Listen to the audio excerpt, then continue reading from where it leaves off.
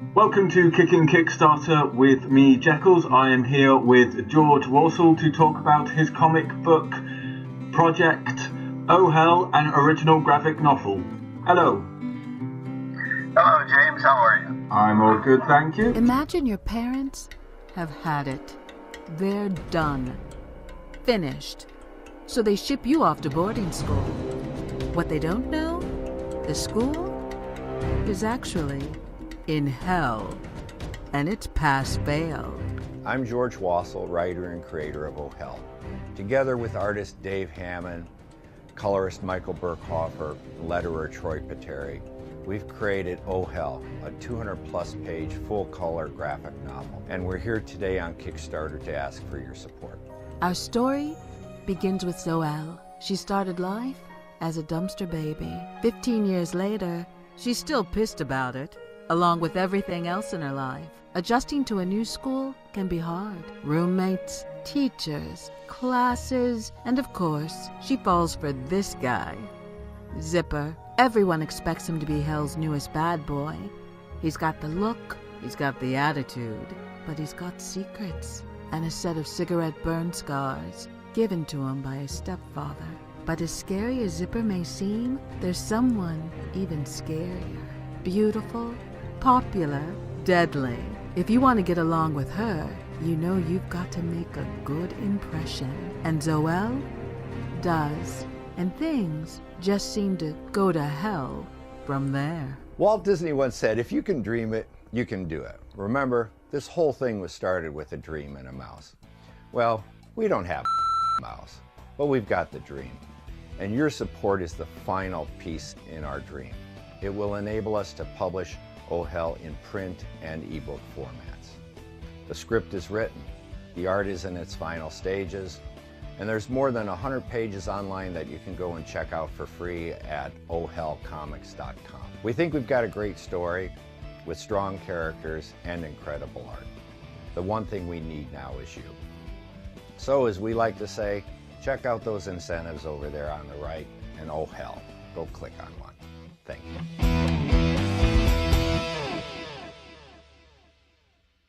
So tell us a bit about the background of yourself.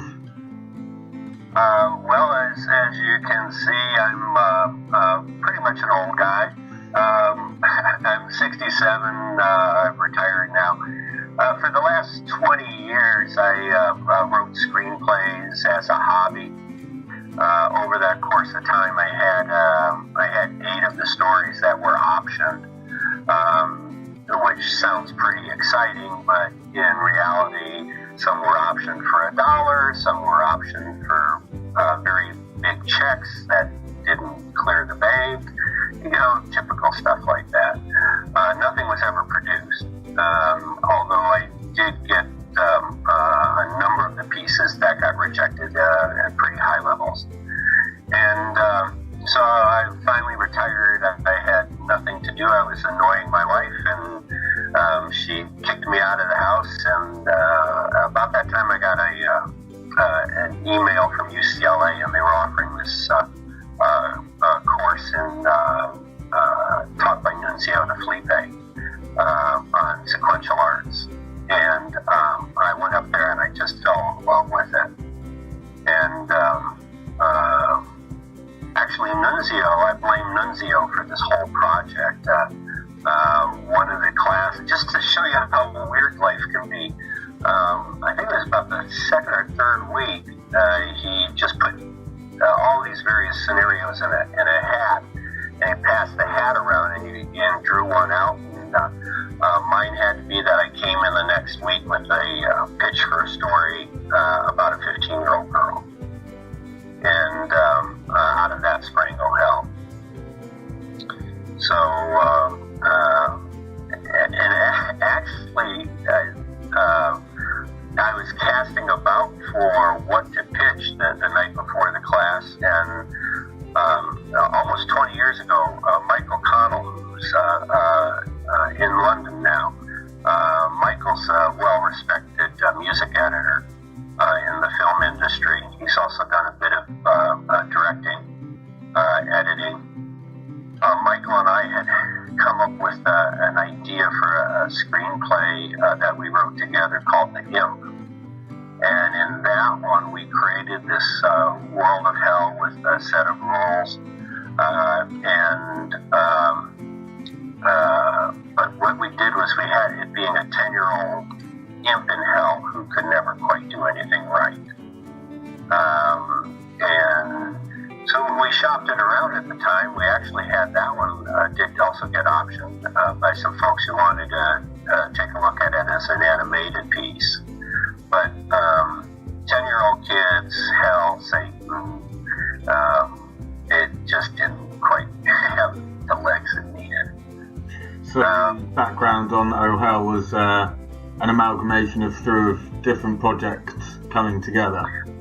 Right, yeah, it was just having to do something for a 15-year-old girl. And then once I went ahead and landed on the thing of taking the world that Michael and I had created, and then you put a 15-year-old girl into that, and with all the issues of adolescence, high school, and I mean, every kid thinks that their high school days are hell.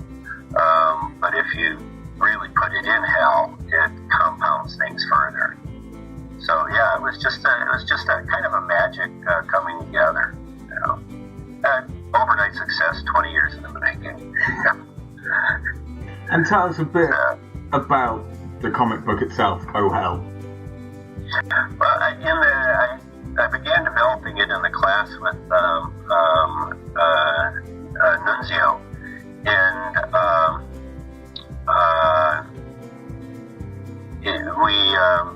we then took that pitch and then began fleshing it out, laid out the beats of the arcs of the story, and fully developed it. And then it was, well, now you have to write the first 10 pages. And so it was one of those things where one thing led to another, and I got really excited. I fell in love with the medium. It was, I mean, if you want you want 10,000 Hessians coming over the hill, if you want them, Hannibal riding through, with his elephants, I mean, you can do it all. If you can find the artist who can get it down on paper. And so it was just really exciting. And one thing led to another, and I began thinking, well, it'd be fun to do this as a book. And one of the things about the film industry that I saw is that so many things have to come together to get your vision realized. And with the visual art, or with the graphic arts, your sequential arts, you could do it yourself, and the internet, and it was just a matter of finding the right talent, the people who could bring those, characters that are walking around talking in your head to life on the page. So that became the next step, and I spent 6 months on DeviantArt, chasing one thing after another, and many hours. It's beautiful stuff. And then Christina Strain, who was also in the class with me, she was a colorist, and she was doing a book of her own. And she said, "Oh, I know the guy that I think would be perfect for this." And she gave me Dave Hammond's name. And so then it was the contact with Dave, and I'm just so excited. I think he's a real young talent who's, as a writer, you develop certain images, and you see these people, and you live with these people, and they tell you all these things, and to see them come to life, I mean, to literally see them on a page, and find someone, an artist who, I still remember very clearly that we went through maybe about 4 renderings of Zoel, our lead character,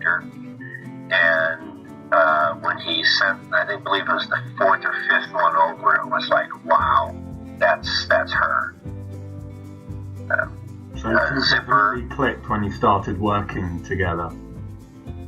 Yeah, it did. We had, I think it's almost like a marriage, or it's like any good relationship. There's give and take. David will say, this page is just not working. We just can't make this happen. And he's been right way too many times. So I enjoy it when I can find some little mistake that he's made. Like I still remember one time I managed to find a tangent that he had left on one of the pages. But it's really been it's so much fun.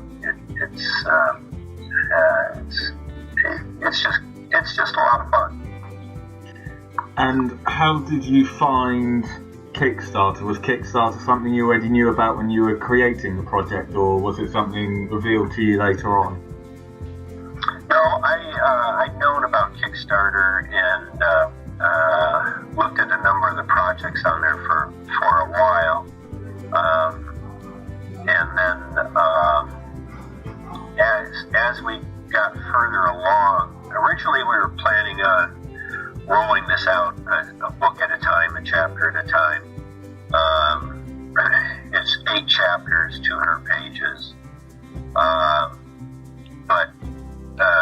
like I said, I'm 67. If I did it at that rate, it might be 10 years from now. And as it is now, I go to the cons, and the only person older than me there is. Oftentimes there's nobody older than me unless Stan Lee's there, So, but we got a really good response, and our story really resonated with the young people that were at the shows, and so I made the decision we were going to just go ahead and plow ahead, and then go to Kickstarter in the end to go ahead and cover printing costs and see how big of a response we could generate and get it out there. And Kickstarter is just, I think that's just, it's more magic, because the only filter that is there now is if it's a quality project, if it's something that excites people, and if there could be bad ones that excite people, but if you have a quality project that excites someone, there's nobody there filtering you. There's nobody getting in your way. There's no money person, no development person, so on and so forth. And how did you find setting up your project with Kickstarter? Oh, it was wonderful.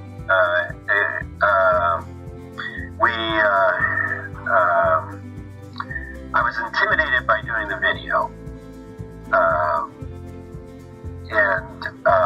but fortunately I had a friend who has a small production company, Rio, Alex Mackey, and Alex said, just bring me some of this stuff and we'll sit down for a couple of hours, and because it meant one of the things that's been intimidating about this whole project has been it's so much new stuff. Social media, Twitter, Facebook. I had never been on Facebook even, and then having to learn all the different things with the computer as well. And so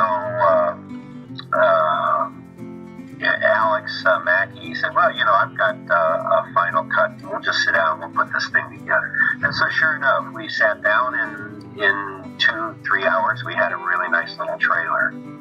But then doing the rewards and the way that Kickstarter has it set up, and they walk you through it, and they give you so much time to go ahead and edit, and a lot of tips.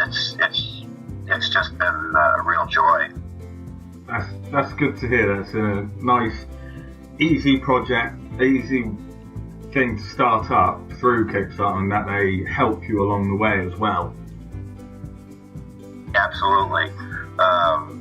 And then there's so many other projects on there that it's easy to go on and see what has worked and what hasn't worked.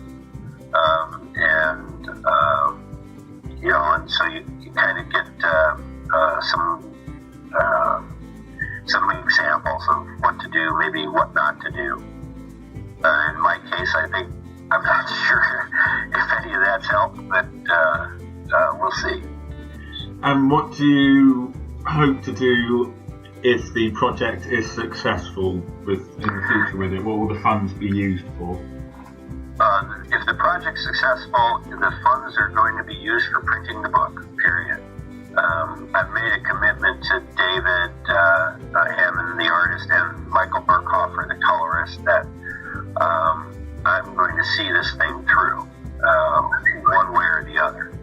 So the funds will be used to print the book in softcover and ebook formats, and then we'll go ahead and be distributing it after that. So,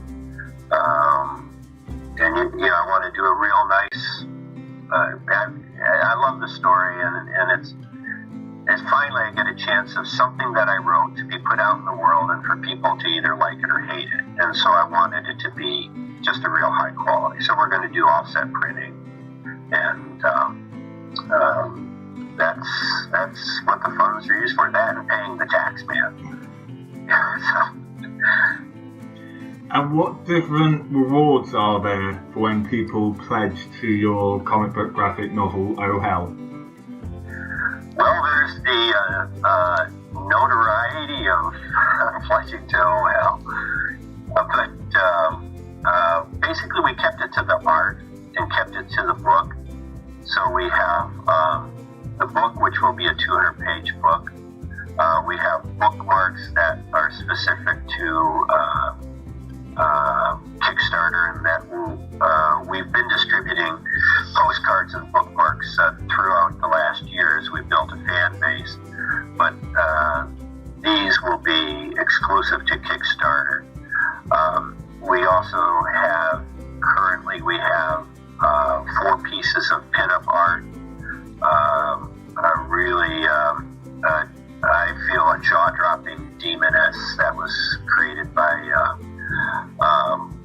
David and Michael. And then we have David Nakayama has given us a wonderful pinup, and Corey Smith. And then I'm going to mess up on the young woman's name who did this beautiful thing. I always keep remembering her deviant art name, Julia Phillips. Did a really touching piece of pinup.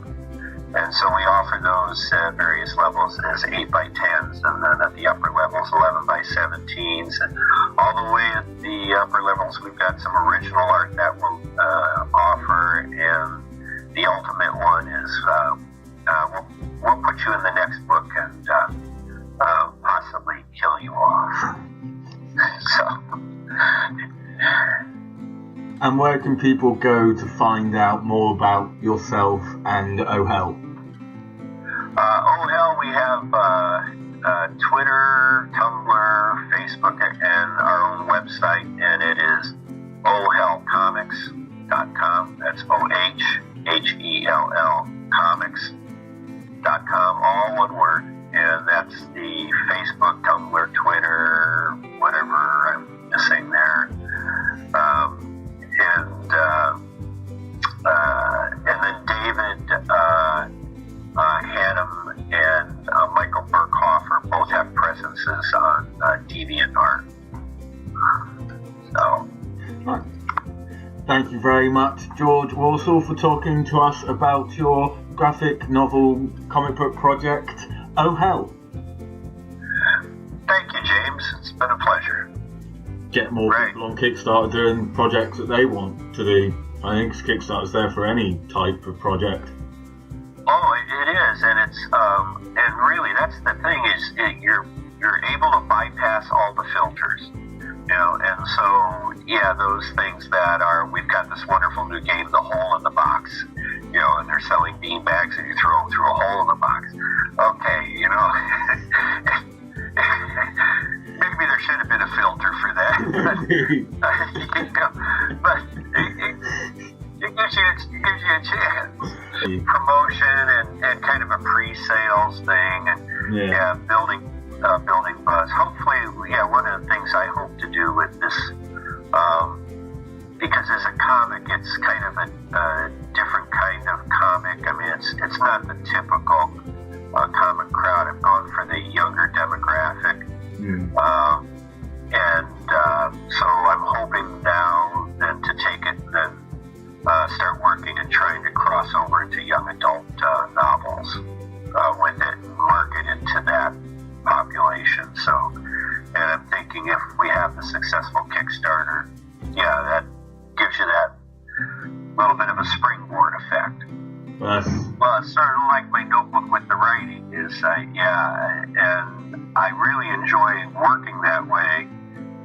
Before I sit down and put the whole thing together, I do a whole bunch of, I don't want to say stream of consciousness, but I'll take this idea, play with it, this idea, this, and then I sit down and start putting the pieces together into a whole.